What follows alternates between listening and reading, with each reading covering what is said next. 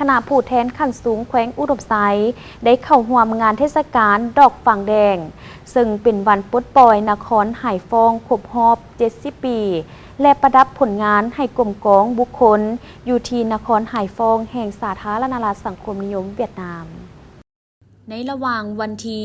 12-15 พฤษภาคม 2025 นำโดยทานบุญคงลาดเจียมพรเจ้าแขวงอุดมไซพร้อมด้วยคณะผู้แทนภาครัฐจากบรรดาแผนกการของแขวงในโอกาสดังกล่าวนี้ได้จัดพิธีประดับเหรียญของภาครัฐบาลแห่งสาธารณรัฐประชาธิปไตยประชาชนลาวให้กลุ่มกองและบุคคลของนครไหฟองขึ้นอย่างเป็นทางการในวันที่ 13 พฤษภาคม 2025 โดยการเข้าร่วมและต้อนรับของทานเหลเตียนเจ้าหัวหน้าคณะผู้แทนสมาชิกสภาแห่งชาตินครไหฟองมีอดีตเลขาคณะภาคนครไหฟองเอกอัครราชทูตวิสามัญผู้มีอำนาจเต็มแห่งสาธารณรัฐประชาธิปไตยประชาชนลาวประจำเวียดนามมีบรรดาภาคส่วนที่เกี่ยวข้องเข้าร่วม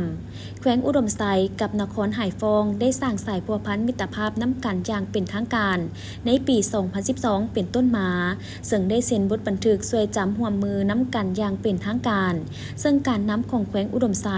และนครไหฟองได้มีการส่งจดหมายยื่นยามถามข่าวอวยพรซึ่งกันและกันในโอกาสวันสำคัญต่างๆของพรรคของชาติทั้งในยามสุขและยามทุกข์อย่างเป็นปกตินอกนี้ยังได้มีการแต่งคณะผู้แทนขั้นสูงไปมาหาสู่พบปะย่ำยามซึ่งกันและกันอย่างเป็นประจำในนี้นครไหฟองได้สนับสนุนและช่วยเหลือด้านทุนทอนแก่แขวงอุดมไซในระยะหลายปีผ่านมาเป็นมูลค่าหลายตือดงโดยเฉพาะแมนช่วยเหลือสร้างทรัพยากรมนุษย์ก่อสร้างนักเรียนนักศึกษาระดับปริญญาตรีให้แขวงอุดมไซเป็นจำนวนหลายในปี 2022 ที่ผ่านมานี้แม่นปีที่มีความหมายความสำคัญพิเศษแม่นปีแห่งการพัวพันร่วมมือมิตรภาพเวียดนามลาวลาวเวียดนาม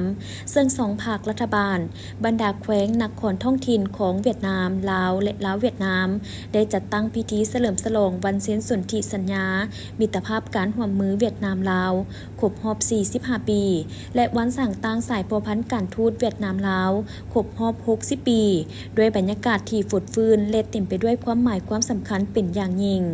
เนื่องในโอกาสเฉลิมฉลอง2วันประวัติศาสตร์ดังกล่าวภาครัฐบาลแห่งสาธารณรัฐประชาธิปไตยประชาชนลาวได้ตกลงย่องยอสรรเสริญบรรดากลุ่มกองล้วนหมู่บุคคลการนำอดีตการนำของนครไหฟองผู้ที่มีผลงานในการประกอบส่วนเสริมสร้างสายพัวพันมิตรภาพและการช่วยเหลือแก่แขวงอุดมไซในตลอดระยะเวลาที่ผ่านมา